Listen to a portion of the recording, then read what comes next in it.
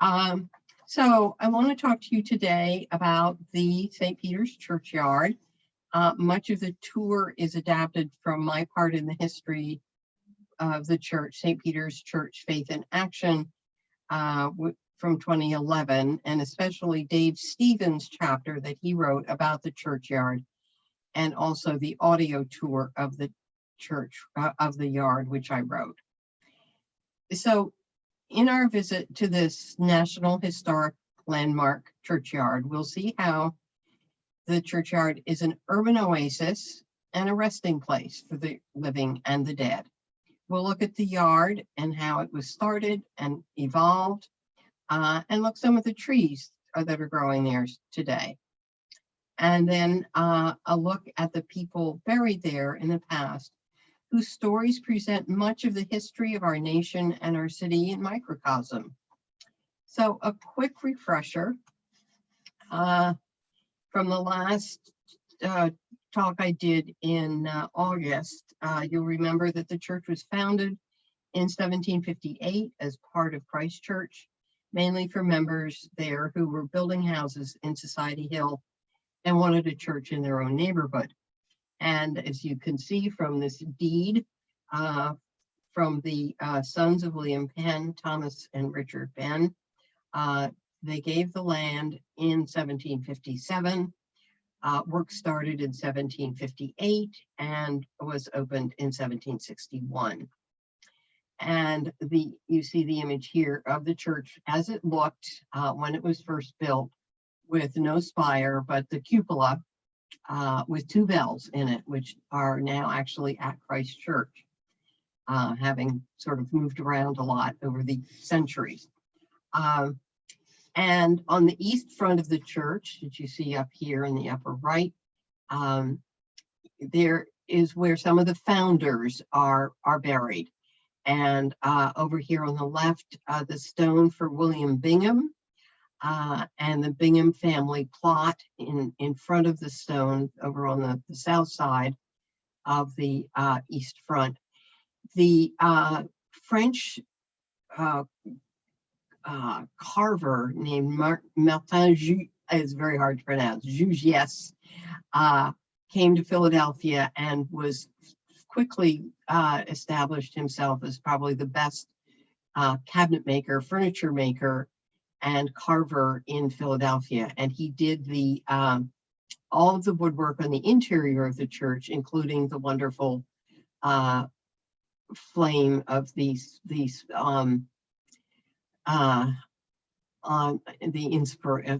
Holy Spirit coming down on the preacher here. In the center section here, under the big Palladian window, is the tablet right in here of the Sims and Wynkoop family. So Sims, Joseph Sims was one of the founders of the church. So the creation of the yard took place, from the beginning with the original land grant, which went all the way to Lombard Street. Christ Church, they had used up their space around the church by this time, and had needed to go find another spot to continue to bury members of the church, which of course is still there at 5th and Arch Streets. So as I said, they got the whole block, and the southern section eventually was used for the school, which opened in 1834, and then with the choir school starting in 1870, this choir started in 1868, and then the school was started in 1870 with the present school building.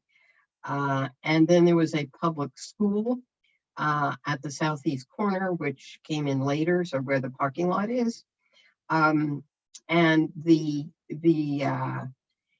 by the 1980s, it was determined the school needed to expand, so the church turned over the final piece of that south lot to the school for a new building and the green space, the play yard that's still there. The church was originally surrounded by a fence, which was burnt by the British for firewood during their occupation of Philadelphia in the 1777-78. And so, but otherwise, so the present wall went in 1784 after the Revolution. And it was, until the graves started, the yard started filling up, there's a lot of green space there. And so it was used as a cow pasture. And I guess the fence was to keep the cows in. People would bring their cows out there during the day and they could graze around, and then they'd go home at night and get milked. So the first burial was in 1760. So while the church was still under construction, right in this area here. So this is basically what it looked like originally, except for the addition of the tower. But just before I get into that, look at the section E here. That's where the columbarium is now. So otherwise it has changed very, very little from, really since the beginning. And so here's what the church building looked like from the west. So here's the churchyard. I don't have a date on this, but it's before the tower was added in 1842. And so as you will recall, St. Peter's was part of the United Churches of Christ Church and St. Peter's, one corporation, one vestry for both churches until 1832. And William White, who had been the rector of the United Churches since 1779, continued to be in charge of both churches until his death in 1836. And he gave his last sermon from the St. Peter's pulpit just a few weeks before he died in July of that year.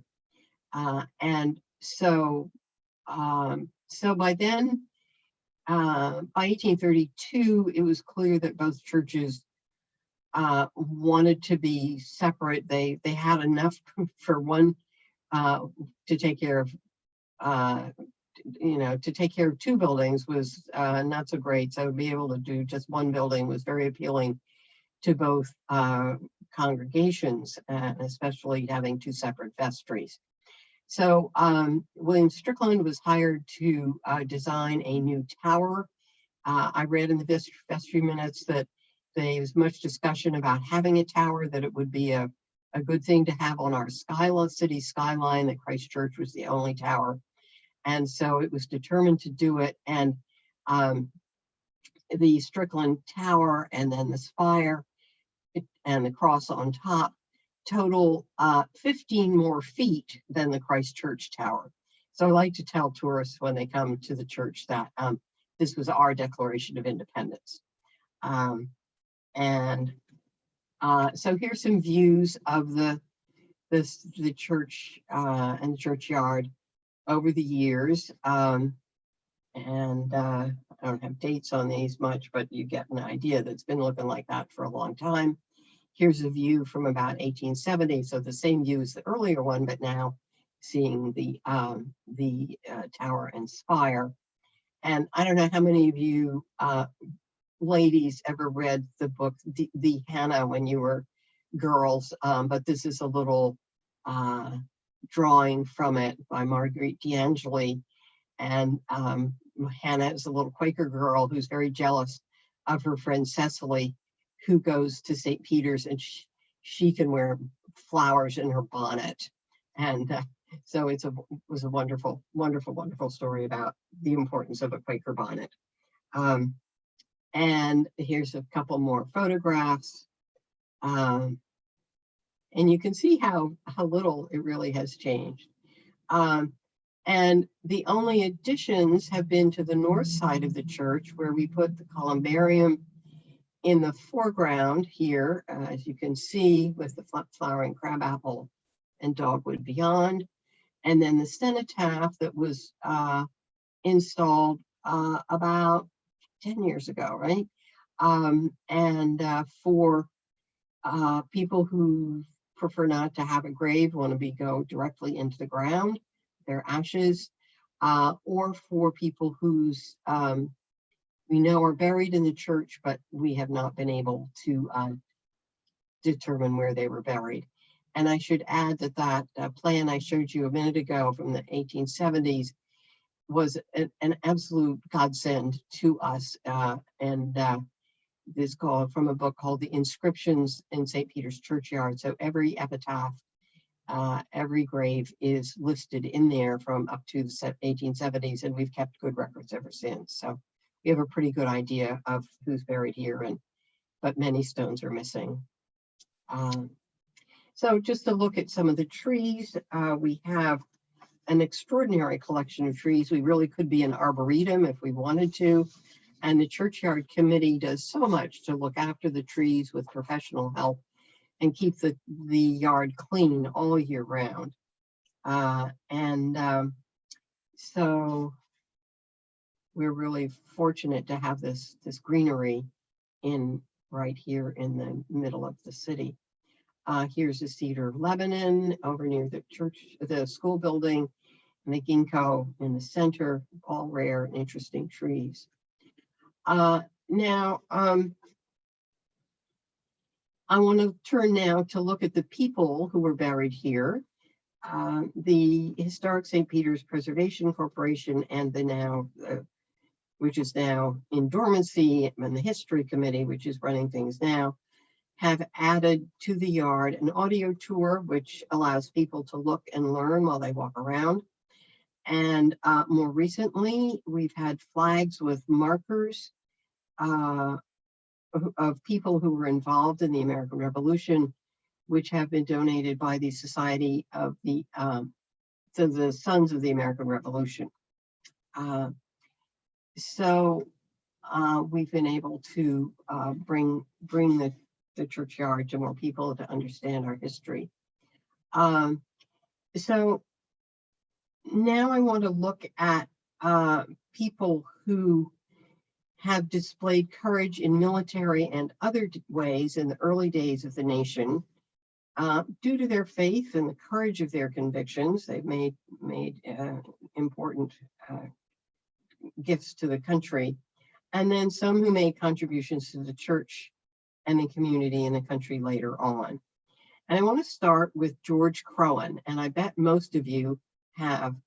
Maybe you've noticed this stone along the pathway to the school, and underneath the magnolia tree, there's leaves you see all over the place. And maybe you don't know a lot about him, and most people don't. And I know if Alan Hasbrook is with us today, but he's taken a great interest in George Crowan in the whole period of the French and Indian War. And we've gone on some explorations trying to learn more about him. But there's no known picture of him, a portrait of him, but he's an Irishman who came to Philadelphia in the 1740s as a young man. And he went in search of land to purchase and learn the ways of the native tribes west of Lancaster and on into the Ohio Valley, so out, to Pittsburgh and beyond. And he managed to earn their trust and their trade, and was crucial in the years leading up to the French and Indian War, which started in 1756. You remember, it was the 7 years war in Europe, and it's called the French and Indian War here, so 1756 to 1763. And so he was very active as a go-between with the Indians, the French, and the British. And the Indians would go back and forth between who they would support, the French or the British. And it kind of depended on how nice you were to them and how many goodies you brought them from Philadelphia. And so there was active trade between the Indians and the city of Philadelphia. Crowan represented the British Crown in its relations with the Indians in Pennsylvania, and helped the person in charge in New York State as well, and became very wealthy with his land dealings, along with his rival from Virginia, a man named George Washington. but he's little known in American history, but played a crucial role between different factions in Philadelphia. So there were the Quakers and the Proprietary Party, so that's basically the Penns. And as you may recall from the last lecture, that William and Richard Penn had become Anglicans, and many other Quakers had done the same thing. So there's two factions in the city, and then he's sort of, working between them, and then he's working between the native tribal leaders who were not unified either. So as a result, he was often not trusted because of these political differences and because of his financial wheeling and dealing. He was active in the American Revolution later on, dying in obscurity in 1782. And as you can see on the right, here is the record of his burial in the St. Peter's Churchyard in September of 1782. So this is an interesting story. I'm reading a book about him, and there may be more later. But on to the American Revolution. We had a whole thing about John Nixon in a few years ago, but as you may recall, he was the sheriff of Philadelphia, which meant that he had the job on July 8th, 1776, of walking out that doorway into the State House yard to read the Declaration of Independence. And you think of the courage that must have taken. He was stepping out and could very well have been stepping into a noose for committing treason against the crown. So he was a pretty remarkable man. And here is his grave in the southeast corner of the churchyard. And you can see the flag and the marker from the Sons of the Revolution here. And the stone here which was damaged a few years ago by a branch falling in a storm from the red oak tree, but it was repaired by the wonderful people at can't remember the names, who take care of the stones in the yard. Do a terrific job. And then here's another one that people don't know a lot about, is Samuel Francis. And you see his name on the cenotaph. That's the proper term I finally figured out for what we installed there. We know he's buried in the yard, but we don't know where. This is a drawing of him done by John Trumbull, who did a lot of history painting for Thomas Jefferson and others in the around this time. But he's famous because he owned the Francis Tavern in New York City, right off of Wall Street, and you see it there on the right. And during the Revolutionary era, and he would serve up food and drink to the British when they were in New York, and he would keep his ears open and started passing on information he picked up to George Washington. So he was extremely useful to Washington, so much so that when Washington was elected president of the new United States and came to Philadelphia from 1790 to 1800, he asked Francis to come with him and be his household steward at the president's house at 6th and Market Streets. And so Francis came, and then after Washington moved back to Mount Vernon, he opened up a tavern of his own, right sort of around 2nd and Dock Streets. You might have seen the sign there. There's an open question as to his heritage. He was probably a mulatto. There's another portrait I found of him, which and he's looking very white and very fancy in a very fancy dress. Turns out it was a misidentified portrait as some Prussian general or something. So anyway, this is probably a from life drawing of sketch of him. So he died in 1795 and was buried at St. Peter's because his sister was a member. And I talked last time about Jacob Duché, the rector of the United Churches, and his activity during the American Revolution. First, he was very much in favor of the revolution, and then had a change of heart and kind of fled to London at the end of 1777, but came back after the Revolution and is buried here. I'm not sure if you can pick out the name, but it does say Jacob Duché right here, but it is, see, that's JACOB DUCHE, and his wife is here. And there they are right here on the east front under the window. And then I mentioned before John and Elizabeth Cadwallader, and John was one of Washington's, quote unquote, most trusted generals. And he is not buried here, but I'm sure you've all noticed this tomb of his wife Elizabeth, who died in childbirth in February of 1776. And if you think of that space, you kind of walk in from the pathway, about here, and then there's this little stone, which is the child, I believe.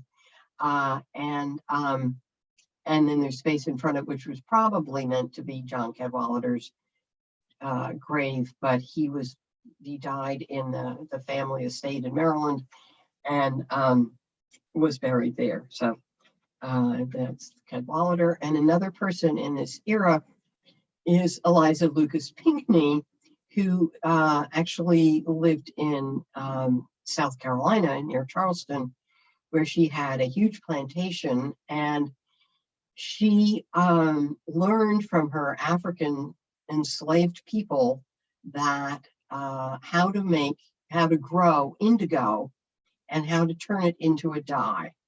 So anybody who wears blue jeans, you can thank Eliza Lucas Pinckney for that. She's buried here because her sons were members of the Congress in the 1790s, and she was ailing, so she came to Philadelphia for treatment and died in cancer in 1793, and is buried right here. And this is the Magnolia grandiflora above her grave, and then Crowan is right in there, and so on and so forth. So she made a great contribution to our world. Now I want to look at some military heroes. Excuse me. And Charles Wilson Peel, I'm sure you've seen this stone and you know about him. I talked about him before, but he was active in the Revolution with Washington's army, but he's best known for the portraits he painted in the Revolutionary era. And in an age before photography, he performed a huge service in capturing the likenesses of both military and civic leaders in that of the new nation. And then John Hazelwood is right near him. Crowan is right in here too. This is all, Eliza Lucas Pinckney, John Hazelwood, then Crowan, and Peel. And here's a portrait of Hazelwood by Peel. And he was, I talked about this last time too, when the British were advancing on Philadelphia to occupy the city in the fall of 1777, the British forces had just defeated the American forces at Brandywine. So some Philadelphians got together and put up what's called a chevaux de frise, so a chain with iron spikes across it, which would prevent any ship from going across this chain of spikes. And so it didn't keep the British out, but they managed to get around. But it gave Washington time to get out of the city and eventually to Valley Forge. And Gustavus Cunningham, which I trust you've all noticed this grave before, but he was another Irishman who came to Philadelphia as a young man and joined up in the Revolution in the Navy. And he was, not in the Navy. He was a privateer, which means he was licensed by the government to attack British ships. And so here you see him on deck of his ship. And this is in French under here, but it says something like, he's the terror of the English. He was imprisoned a number of times and always escaped and managed to come back to Philadelphia. And the thing I love about this stone is that down the side, right, you have the letters G-U-S-T-A-V-U-S. And each line is da da da da da da Gustavus, so safe through eternity. So that's a sort of creative gravestone. And now I want to look at the time after the Revolution, the early days of the Republic, when Jefferson was president, and he had two problems to deal with, or challenges to deal with, which connect to our churchyard. So here's the first thing that he had early on in his presidency dealt with was the Louisiana Purchase. And you understand how trade was important to the colonies and to the new nation as it gets established. And so Jefferson is very eager to find a way to get to the Pacific Ocean. So he sends out the Lewis and Clark expedition in 1804 to 1806. Lewis and Clark go up the Mississippi and off in and through and eventually make their way over to the Pacific in Washington State, what is now Washington State. But this is, look how small the country was. This is it. This is these are unsettled territories at this point. This is the Indian Territory, so it's called the Northwest Territory. And then this is just all open land along the west side of the Mississippi. And look how this purchase doubled the size of the United States effectively. So that was one thing he was dealing with as a president. And he was also at the time, when he was vice president under Adams, he was in Philadelphia, right, because the capital was here. And he was president at that time of the American Philosophical Society, and which worked with him to send out the expedition of Lewis and Clark. So that was important. And I'll get into what he did and then our St. Peter's Churchyard connection a little bit later on. The other thing he had to deal with was the Barbary pirates. And so we have this new nation with a very small navy, very few ships. And the ships are trying to get through the Straits of Gibraltar and do trade with Spain, Portugal, Italy, and over into Constantinople and Egypt because of the Silk Route coming through Asia Minor and connecting with Chinese tea and silk and probably opium, or up from India through Egypt.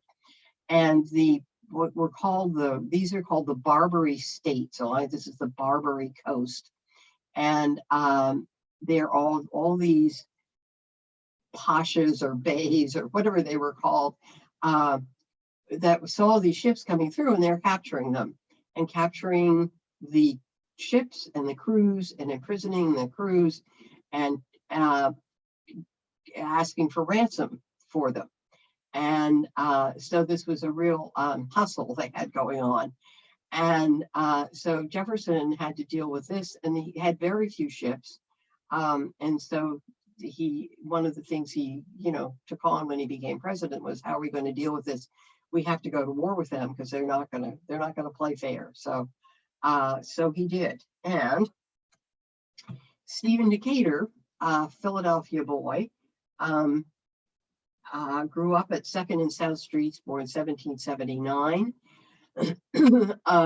And his father was a ship captain in the Navy. And so Stephen grew up and followed in his father's footsteps and joined the Navy and was given the command of the ship Enterprise to go off to the Mediterranean and deal with the Barbary pirates. So he's famous for doing this because in December of 1803, his ship, the Enterprise, and another ship, the Constitution, Old Ironsides, captured a small boat after a sharp fight which was used by Decatur in a daring raid to destroy the frigate USS Philadelphia, which had been captained by his father, and it had run aground, not with his father on it, but it had run aground and then been captured in Tripoli Harbor. And so in February, 3 months later, the small boat that they had captured was disguised as a merchant ship flying British colors and entered into Tripoli Harbor, where the Philadelphia was anchored. And they claimed that they had lost their anchors in a storm, and so got permission to tie up alongside the Philadelphia. And as the two ships touched, Decatur and his men stormed aboard and were fighting with swords and pikes. They took control of the ship and set it on fire so that it would not be able to stay in possession of the Tripolitan, the Libya, well, it's Libya now, but the Pasha of Tripoli. And so he waited until he was sure that the fire had taken hold, and then was the last to leave the burning ship.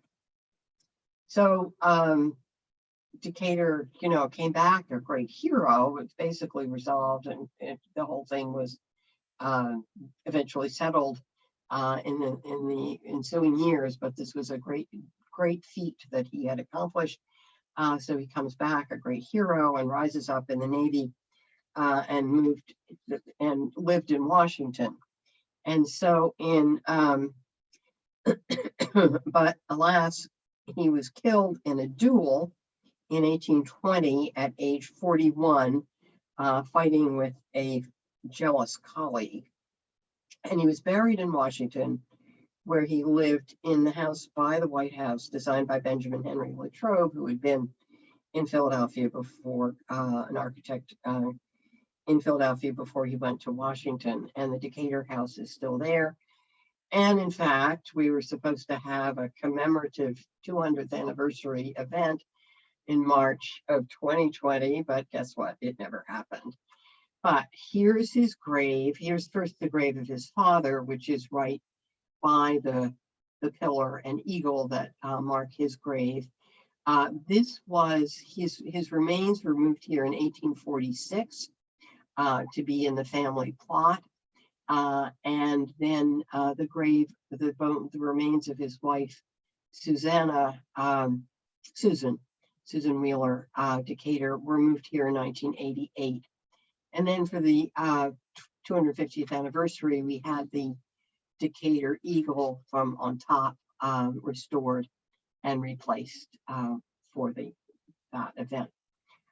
So now I want to turn to, actually, if you're at the Decatur grave or the monument, you go down a few feet and you see the interpretive sign about the Indian chieftains who came, tribal chieftains who came to Philadelphia and died of smallpox and were buried in our churchyard. And you can see from the burial register, this is the digital image, thanks to this wonderful project that we're involved in to digitize our archives and transcribe them. And Carolyn, you may have already just transcribed this, but looking at the original is so incredible.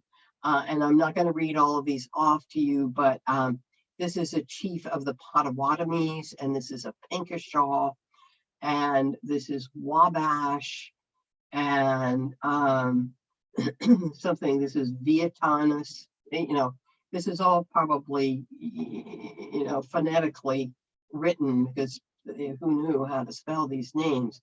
And then some other ones. So they came to Philadelphia in January of 1793, or maybe the end of 1792, because there had been a fight in the Indian Territory that the Indians had won over the American troops. And so a truce was reached, and these tribal chieftains came to meet with Washington and the Senate to work out the details of the treaty. But alas, they got smallpox and died. This is January 1793, the 6th, 8th, 9th, not sure what that is, 9th, I guess. And then the 13th to 17th, and then the last one in April. We don't know why they were buried at St. Peter's, but I have a theory that I'm exploring about the possibility that because these people, some of them, this person was 59, this one was 63, this one was 60, 62. They may very well have known and admired George Croghan. And it might be that because of him, they were buried here. And there's also a connection between George Croghan and the Cadwallader family. And of course, as you know, the Cadwalladers were buried here. And so it might be because of that they were buried here. So that's something to be determined, but it's very intriguing. So here's a little bit more detail. This is the tribes. This is where they came from. So where's the Penkashaw? The Potawatomi are here. The Miami includes the Penkashaw. There was the Wabash, and the Wyandot. There was something Wian, and I think that's all could also be written Wyandot. And you can see this is and then of course the Delaware, the Lenape Indians, who have been pushed out of our region in the east part of the state. So intriguing history. Now let's look at some of our civic heroes. They've sort of done the military and other in the early part of the our nation's history. The yellow fever, I've talked about before, and I'm not going to go into a lot of detail, but here is Benjamin Rush, who is not buried at St. Peter's, but he was a member.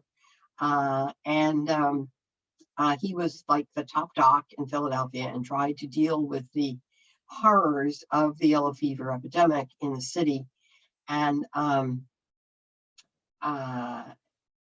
but it was with the help of Absalom Jones and Richard Allen and the members of the Free African Society, which the two of them had founded in 1787, that came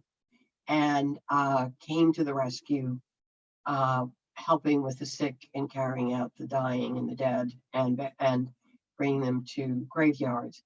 And in the fever hit in the August of 1793 and died out when the first frost came, like end of October, early November.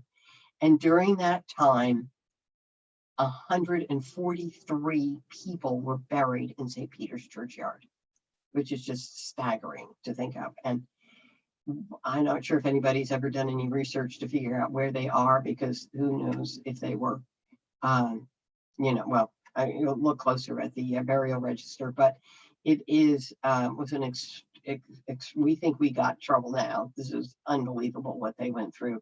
1/10 of the city's population died in those few months. And you'll remember that Absalom Jones was enslaved to a member of St. Peter's, Benjamin Wyncope, and who I mentioned, his wife was a Sims, so there, we saw their stone at the beginning. And once he gained his freedom in 1784, he and Richard Allen got together and created this Free African Society. And then Absalom went on to found the African Episcopal Church of St. Thomas, which still exists today. And this is the register showing his marriage in January of 1770 to and it says Absalom, Negro slave to Mr. Wyncope, and Mary, ditto to Sarah King. So they made a huge contribution to our city. Now I talked about the Louisiana Purchase. And here's Nicholas Biddle, who, apart from being the president of the Second Bank of the United States, was the president. Well, he was president. He was involved with the American Philosophical Society, and it was he who edited the journals of Lewis and Clark and their expeditions to the Louisiana Territory. And they brought back seeds of Osage orange trees that they found there. And some of those seeds were planted in St. Peter's Churchyard. Now, these cannot be the actual trees, but they are presumably the descendant trees. And this picture was taken before these two were taken down a few years ago. So, and if I remember correctly, Elaine Marcuson told me that they had taken cuttings from the tree and are growing a new one in the center of the churchyard. Then I wanted to mention George Mifflin Dallas, who is buried also on the east front of the church, all the way over to the north side right here. And if you can see, and this is his stone, he was the mayor of Philadelphia, a senator, and then was elected vice president under James Polk. So you see him and the two of them here. So he too made a huge contribution to our country. And then I want to end with Andrew Weinstein, moving into the 20th century, who had an amazing story. And if you read this in the St. Peter's history, you may remember some of it. But he was born a Russian Jew in 1850, and as a young man went to the Middle East and it was encountered an Anglican missionary who ultimately converted him to Christianity. He went to London and was ordained and worked with the Jewish residents of London. And then, you know, not content with that, he went to Germany, he went to Australia, he went to South Africa, and ended up in America in 1907 and in Philadelphia in 1909, and became the missioner and also the chaplain to the port, because the man spoke 7 languages. So he was indispensable in the St. Peter's outreach to the immigrant community. Many of them immigrants were Jewish, but speaking other languages, and they worked out of St. Peter's house at Front and Pine Streets that you see here, which was actually these 2 houses, because this was the house that Bishop White lived in before he built his house at 3rd and Walnut. So this was where they carried on a great deal of outreach to the community, which of course had changed so much over the years. So here is Weinstein's rough-hewn cross in the churchyard, which may be familiar to you. Now, I just want to go back a little bit, and sort of this is a kind of an interconnected story. I talked to you about Benjamin Chew before, Chief Justice of the Supreme Court of Pennsylvania before the Revolution, plantation owner in Maryland and Delaware, Grand House on 3rd Street and Clifton in Germantown. And here he is buried in our churchyard. So this, you can see, you might recognize this. So this is taken basically from John Nixon's grave at the east end, looking out. And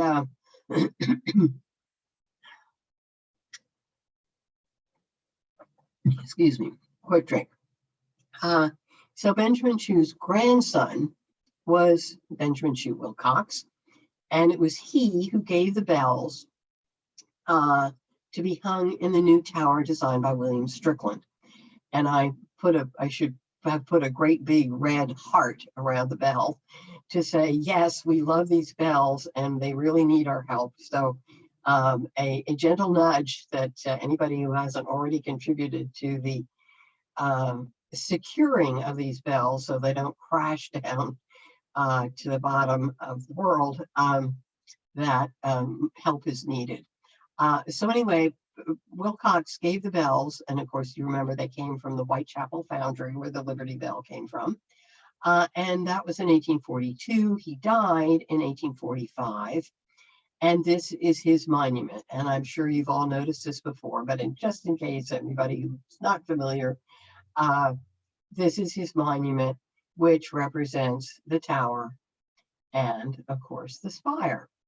But it's kind of Gothic, because Gothic was in style then. Strickland had restrained himself in building the tower and not making it Gothic.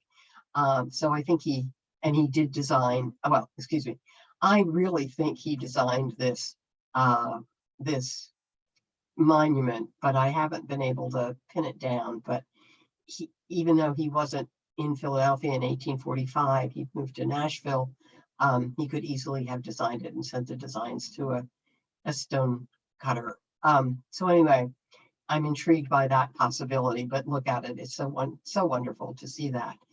So looking further at what Strickland did in the churchyard, he did the monument to Benjamin Carr. So who was Benjamin Carr? He was the organist and choir master of St. Peter's. He died in 1831, so in the years leading up to that. And he was also a composer and a music publisher.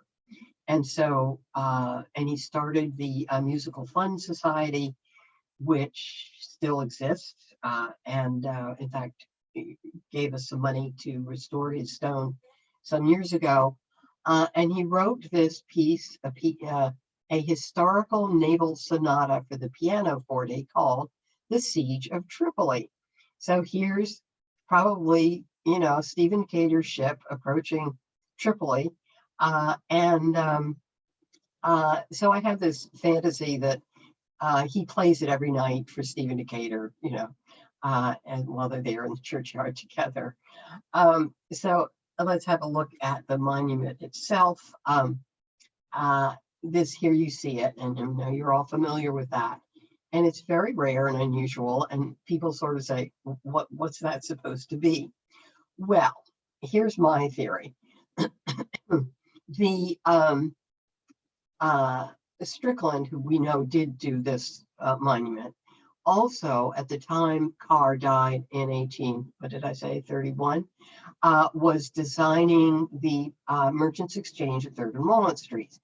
And on top of it, he put this, what's called a lantern, which is modeled after the choragic monument to Lysicrates in Athens, and it still exists.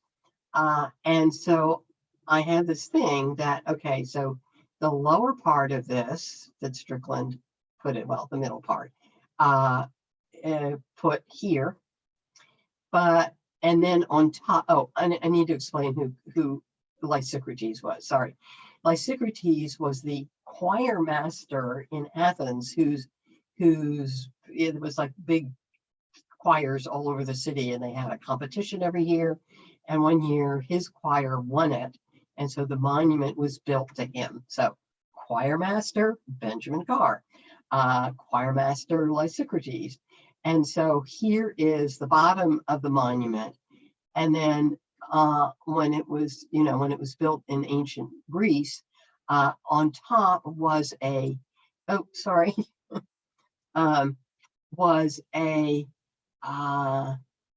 this thing on a tripod, which was a basin where they would put oil and light it, and the smoke would rise to the god Apollo, the god of music. And so I believe that Strickland, not being able to put that on top of his building, he got this much of it, right? Okay, is there. And then this part of it is here, only it's not a cauldron of fire. It's a funerary urn dedicated to Benjamin Carr. I don't know, you like that theory? Who knows? Anyway, that brings us up to the present day, and I just want to end with showing you some pictures of what it looks like now, particularly the southeast section of the yard that a team of parishioners has been working on, led by Tony Crumbar, to clean the markers. And not only, and it's just cleaning off the fungus, mold, whatever, to keep the stones fresh and not eaten away. And this is a simple process. It's just putting a solution on it and scrubbing a bit, and then it's done, hosing it down. The work that can be done by volunteers, and we don't have to pay professional stone conservators to do it. So here's the car monument and some others that have been beautifully cleaned. And Tony sent me these pictures of a before of these 3 stones and the present day, and see how much clearer the words are on them. So hats off to this team that is doing this work. And so here we are, our St. Peter's Churchyard, urban resting place for all. And you see how it's being used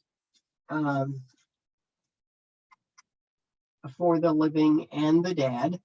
And it's so I hope now that you have seen the place of our churchyard in the community over the years, and how it has and still provides an oasis in the city, and how the history of the church and its members have contributed to the life of the community, the city, and the nation, and how our history is reflected in their lives. Thank you very much.